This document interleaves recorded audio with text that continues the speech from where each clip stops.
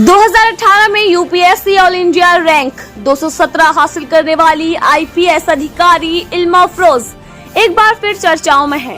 हिमाचल प्रदेश के बद्दी जिले की एसपी इल्मा इस बार खादी से उलझने के चलते चर्चाओं में है। ईमानदार अफसर के रूप में पहचान बनाने वाली आईपीएस इल्मा अफरोज मुरादाबाद के कॉर्नर की किसान परिवार से ताल्लुक रखती हैं। पिता की मौत के बाद मां ने इल्मा और उसके भाई को अकेले ही पाला। इल्मा कहती हैं कि उन दिनों गांव के लोग उनकी वालिदा से कहते थे कि अकेली लड़की है, क्या कर लेगी, काहे सर चढ़ा रही हो। मगर इल्मा का हौसला कुछ और ही था। अपनी लगन और मेहनत के बल पर इल्मा अफरोज ने उस मील के पत्थर को पार करने का काम किया, जिसको पार करने में अच्छों के पसीने छूट जाते हैं। अपने घर में एक खाट, एक चिराग, एक मोमबत्ती और किताबें इल्मा की दुनिया थी।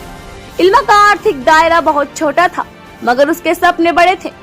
हौसले आसमान को छू रहे थे। काबिलियत के बल पर इल्मा अफरोज का एडमिशन दिल्ली के सेंट स्टीफन कॉलेज में हुआ। ग्रेजुएशन के बाद इल्मा अफरोज को Paris school of international affairs में पढ़ने के लिए स्कॉलरशिप मिली।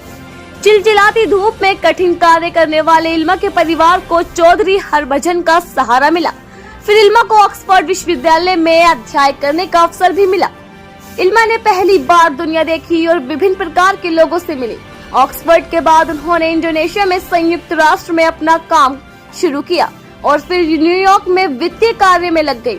इसके उपरांत देश की याद आते ही वापस लौटी और कड़ी मेहनत के चलते इल्मा अफरोज आईपीएस बनी।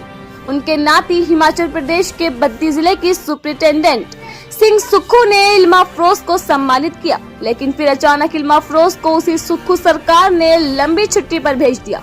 पुरस्कार जिस सरकार को देना चाहिए वही सरकार उन्हें दंड दे रही है। आईपीएस इल्मा 450 गरीब बच्चों को शिक्षा देने का काम करती थी।